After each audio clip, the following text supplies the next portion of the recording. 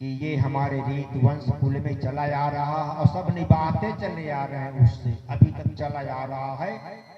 जो भय द्वेष क्रोध कर मारा, तज कुल रीति, तज कुल रीति सुमंगल जार। यहाँ तक नंद जी ने कहा कल्याण भी नहीं होगा, सब नष्ट हो जाएगा अगर हम ऐसा ना करेंगे। फिर अब कान्हा जी बोले, सुन कान्हा पिता ही जताए, जन्म मरण जस कर्म रचाए। कर्म ईश बनि सुख दुख दाई, आनन जगत निवृत्ति उपाई। बताए कि हम भयभीत कर किया जाता है ना तमाम अनुष्ठानों में कि नहीं करोगे तो तुम्हारे यहाँ ये होगा, मृत्यु भी होगा, दुनिया भर का भय दिखाया जाता है। तो ये जन्म मरण वाली बात आ गई। तो जन्म मरण जैसा कर्म, अगर हमें कोई कहे कि नहीं नहीं ये अभी इसकी उम्र 10 वर्ष है और किसी दूसरे ने उस पर कटार रख दी, एक्सीडेंट हो गया, ये प्रेतात्मा कौन है? प्रेत हैं, प्रेतात्माएं हैं, अकाल मृत्यु होती है। तो कर्म के अनुसार है। कर्म मन चंचलता में हम कर्म के बजाय दुष्कर्म कर बैठते हैं, मन की चंचलता में, तभी हमारी दुर्गति होती है। कर्म की परिभाषा बहुत ही अच्छी है जब कोई कर्म की परिभाषा को जान जाए। कर्म ईश बनी सुख दुखदाई, ये भगवान श्री कृष्ण की वाणी है। कर्म ही ईश्वर का रूप ले लेता है और सुख दुख देता है। कर्म ईश बनी, कर्म के रूप में परमात्मा हमारे साथ जुड़े हुए हैं। आनन जगत निवृत्ति उपाय, और हम सुख दुख के निवारण के लिए कर्म के अलावा और कोई संसार में उपाय नहीं है, और कोई दूसरा उपाय नहीं। जन स्वभाव बस रहतो अधीना, सब निज निज कर्म ही फल लीना। जैसा स्वभाव, स्वभाव जैसा संस्कार बन जाता है, ये देवता तुल्य कार्य करते हैं। और स्वभाव संस्कार जैसे मिलते हैं वैसा ही वो कर्म करता है। अच्छे संस्कार हैं, अच्छे कर्म किया, अच्छी आदत बन गई। बुरे संस्कार हैं, बुरा फल पाया। इसी प्रकार से सब निज निज कर्म ही फल लीना। भगवान हमारे विधाता, भगवान का है हमारे विधाता। भाई यहाँ तो साफ साफ कह दिए, विधाता भगवान को इतना समय है क्या कि हमारे आप सबको वो कलम से लिखते रहे, भाग्य बनाते रहे। हम खुद अपना भाग्य बनाते बिगाड़ते हैं। कर्म के रूप में भगवान हमारे साथ जुड़े हैं, यही यहाँ पर बताया गया है। अच्छे कर्म करो। कर्म का मतलब ये नहीं कि कामना युक्त, निष्काम। गीता पढ़ो, कर्म कैसे किए जाते हैं, गीता का अध्ययन करो, बड़ा विस्तार से है कर्म का स्वरूप। फल लेना, कर्म संस्कार ही सूर जाना, जेहि बस जीवन यापन भाना। यानी कि कर्म संस्कार, कर्म तो ईश और संस्कार सूर। बस यही जीवन यापन का संस्कार अच्छे हो जाए, अच्छे कर्म करेंगे। अच्छे कर्म की परिभाषा गीता जी में से अच्छा जल्दी से कहीं नहीं मिलेगा। पढ़ें, कर्म का ज्ञान हो जाएगा, फिर उससे मोक्ष सब कुछ प्राप्त हो जाएगा। इस तरह से ये भगवान ने प्रसंग लीला किया और अब हम वेणु गीत गाएंगे। भगवान ने गोपियों को चीरहरण के समय वचन दिया था कि हम अगले शरद ऋतु में आपके साथ रास करेंगे, लीलाएं करेंगे। आप हमारे साथ रास करना चाहती, जुड़ना चाहती हैं अगले शरद ऋतु में। प्रभु मन भाय होहि अब रासा, प्रभु मन भाय होहि अब रासा, दीन समय गोपिन सुधि आसा, बरसत अनिय रात शशि खूबी, मुरली कृष्ण बजाय जूबी। प्रभु को अब रास करने का समय जाना तो बढ़िया वन में गए, सुंदर वन में, मधुबन में। वहां मुरली सुर प्रभु प्रेम हिय, मुरली सुर प्रभु प्रेम हिया, मिलन हेतु उकसाए, मुरली सुर प्रभु प्रेम हिया, मिलन हेतु उकसाए, गोपी तज मर्यादु भय, धीर सकुच सुधि आए। मुरली की स्वर धुन निकलती है तो हृदय से हवा मिलती है मुरली को, हृदय से। हृदय का प्रेम मुरली के द्वारा सबको सुनाई पड़ता है। राधे राधे। वो मुरली एक ऐसा यंत्र है जो हृदय के प्रेम को बाहर निकालता, हृदय के आनंद को। बाकी इनमें बाहर से सब शक्ति दी जाती है, बिजली से, वायु से, तरह तरह के डंडा मार मार के ढोल उसमें, तब नगाड़े वगैरह में।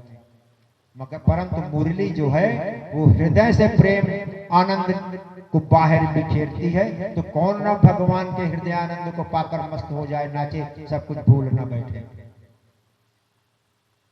तो गोपियां वो तो पति माने बैठी थी, थे भी वो पति। तज मर्याद, संसार की सारी मर्यादाएं, भाया, संकोच, धीरज, सारा इधर का ध्यान छोड़ के भगवान के लिए दौड़े। वाजपेयी जी को प्रणाम। राधे राधे राधे। समस्त श्रोता गणों को यहाँ पर पधारने के लिए अभिनंदन, आभार। राधे राधे। कैसे दौड़ रही हैं? कोई काजल लगा रही है आंख में तो जितना लगाया भक्ति, दूसरी आंख में लगाने का मौका ही नहीं। अबोध शिष्य को दूध पिला रही है, स्तन में लिपटाए, छोड़ा भगी, आटा गूंथ रही है भगी, पति को खाना दे रही है छोड़कर भगी, दूध उबल रहा अंगीठी पे, छोड़ी भगी। ऐसे भग रहे हैं, ये जानते हो कब का वर्णन है? जब भगवान जिसे प्रेम से बुलाते हैं, बंसी बजाकर बुलाते हैं। जिस भगवान जब अपने भक्तों को बुलाते हैं तो बंसी बजाकर बुलाते हैं, बड़े आनंद के साथ दौड़ के जाता है जीव। और जब दुष्टों को बुलाते हैं तो यमराज भेजते हैं, कहीं आंखें से खून, कहीं नाक से खून, कहीं कान से खून। ये भक्त और दुष्ट की पहचान उसके मृत्यु शरीर से, मृतक शरीर से अनुमान लगाया जा सकता है। तो अब वो भगी गोपियां, ये उसी समय का प्रसंग जान पड़ता है कि जब जीव शरीर को छोड़ता है उसको एक सेकंड का भी मौका नहीं मिलता, सेकंड के 1.25 भाग का भी मौका नहीं मिलता, जाना ही पड़ता है, जाना ही पड़ता है। गोपियां भी भगी, सब छोड़ करके मृत्यु आई। चाहे काजल लगा रही हो, चाहे दूध पिला रही हो, आटा गूंथो, जैसे कि तैसे साड़ी पहन आदि पहनी गई, ये शरीर छोड़ने का समय है। शरीर वैसा यहाँ पर प्रसंग है, यानी कि शरीर छोड़ के गई, लिखा भी है यहाँ। ध्यान प्रभु ही बस, ध्यान प्रभु ही बस, मिलनो धीरा, मेली प्रभु ही पर प्रकृत शरीरा, आस्तन दिव्य गोपियन सारी, प्रभु निज लीला योग्य विचारी। प्रकृत शरीर से परे, प्रकृति पंचभूत, पंचभूत का ही तो शरीर है, इसको परे वो यानी कि सिर्फ मन जा रहा है। कहने का भाव वो जीव जीव गया, सूक्ष्म शरीर गया, और वहां भी ऐसा तन दिव्य, ऐसा तन दिव्य जिसको उस सूक्ष्म शरीर को सिर्फ प्रभु से मिलन की भाव हो और कोई आशा ना हो, प्रभु से मिलने की आशा हो, वो दिव्य सूक्ष्म शरीर हुआ। ऐसे शरीर को भगवान अपने साथ लीला के योग विचार कर, ऐसे दिव्य शरीर के साथ भगवान लीला करते हैं। ये प्राकृतिक शरीर से नहीं। ये जो अराजक तत्व प्रश्न चिन्ह खड़ा करते हैं, वो ये समझ ले गोपियों का स्वरूप क्या था। वो सिर्फ एक स्त्री युवती मान रहे हैं मूर्खानंद आज समाज के जो प्रश्न उठाते हैं। ये भगवत जी में साफ साफ लिखा है, पढ़ो तो समझो, पढ़ा है नहीं, किसी से थोड़ा बहुत सुन लिया, बहस करने के लिए, कुतर्क करने के लिए खड़े हो गए बीच रोड पर, तो उनके शरीर का देखो ना कैसा है, भगवान कैसे लीला करते, साधारण मान लिया क्या। परीक्षित ने हर पग पग पर प्रश्न किया है जहां शंका समाज कर सकती है। परीक्षित जी ने पूछा, भगवान वो तो भगवान का चिंतन नहीं था, एक प्रेम के हिसाब से मिलने गई, फिर कैसे तरी, फिर कैसे इस भवसागर से पार गई, वो तो एक शरीर से प्रेम किया। भगवान ने बताया कि भगवान प्रेम और जो रिक्तता का भाव है, शत्रुता मित्रता से वो परम पुरुष परे है। वो सिर्फ भाव चाहे जैसा हो जोड़ लो। रावण शत्रुता के भाव से जोड़ा, कंस शत्रुता के भाव से जोड़ा, शिशुपाल शत्रुता के भाव से जोड़ा, सब भगवान को प्राप्त हुए। शत्रुता के भाव से जोड़ने वाला पूतना यहां तक कि गोद में लेकर मारने का भाव बनाया, शत्रुता का मां के रूप में गई, उसको भी भगवान ने अपने परम धाम में लिया। अब फिर ये तो प्रेम में जा रही हैं, इनको जो स्थान दे कुछ समझा ही नहीं जा सकता, वर्णन ही नहीं किया जा सकता, इनको कैसा स्थान दे। उनका स्थान फिर वही है, फिर जैसा वो भगवान को कहे भगवान वैसा करते हैं, उनके सेवक बन जाते हैं।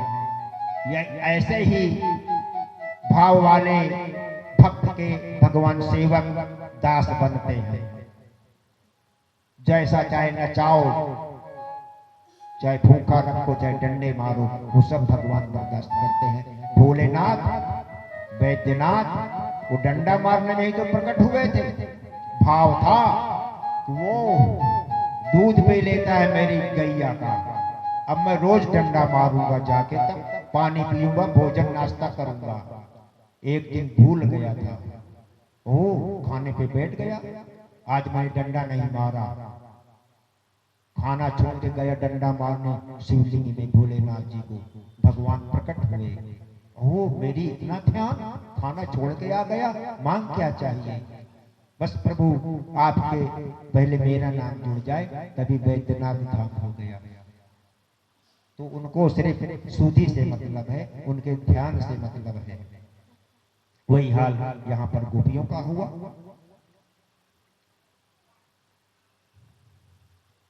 इस प्रकार से अब थोड़ा सा भजन एक गाते हैं हमारे गंधर्वगण।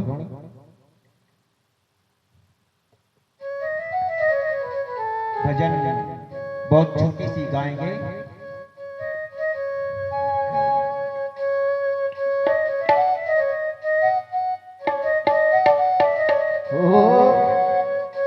कोई पीवे